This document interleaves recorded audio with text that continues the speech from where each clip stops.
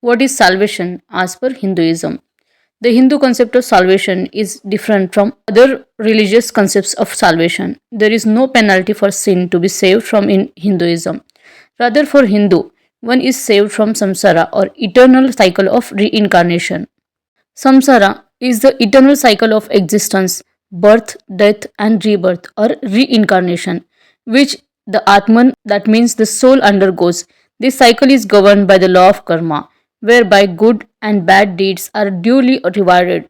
Thus, according to the creature's good or bad karma, the soul is reincarnated in the next life. Samsara is regarded as a cursed wandering where the jiva, that is the spirit, experiences avidya, that is ignorance, and dukha, that is sufferings.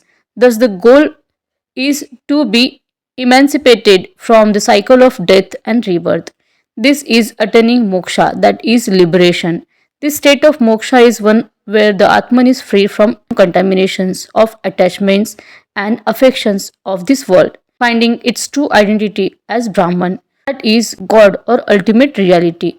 In Hinduism, all is Brahman, and it is ignorance that veils this truth.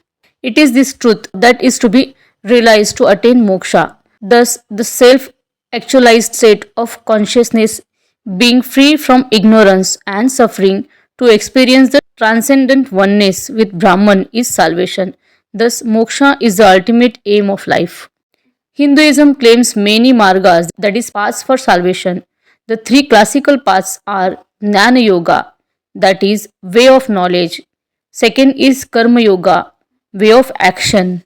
And third one is Bhakti Yoga, way of devotion. Jnana Yoga is path to achieve moksha using speculative meditation and mystic experiences to attain true consciousness. This is considered to be most difficult. The path for it requires reunification of this world and is attempted by seers and mystics. This path has similarities to the Gnostic concepts of salvation by special spiritual knowledge. Second is Karma Yoga, and Karma Yoga is a path to achieve moksha through selfless actions according to Dharma, that is, righteous way of action or duty. The way to liberation is through work that is done selflessly without any emotional attachment or aspirations of reward. Work is considered worship when it is done in a detached, disinterested manner for duty's sake. Third one is Bhakti Yoga. Bhakti Yoga is a path to achieve moksha utilizing the offering of devotion to gods through praise, prayers, pilgrimages, and personal pity. This loving devotion to gods gives itself a partake in the divine life through acts of worship. This is the most popular path that is available for all people. Therefore, most Hindus you might encounter would stress the ritual worship at temples and offerings of food and money and the pilgrimages to holy sites. Apart from these three classical paths, there is also Raja Yoga, a way of meditation to control the senses, which was made popular in 20th century. Hatha Yoga, the way of physical technique of or force, is perhaps most prevalent today as it has evolved to be the modern concept of yoga, wherein energy is channelized by breathing and body postures. There are also heterodox paths such as tantric traditions which seek release by sexual and psychic activities.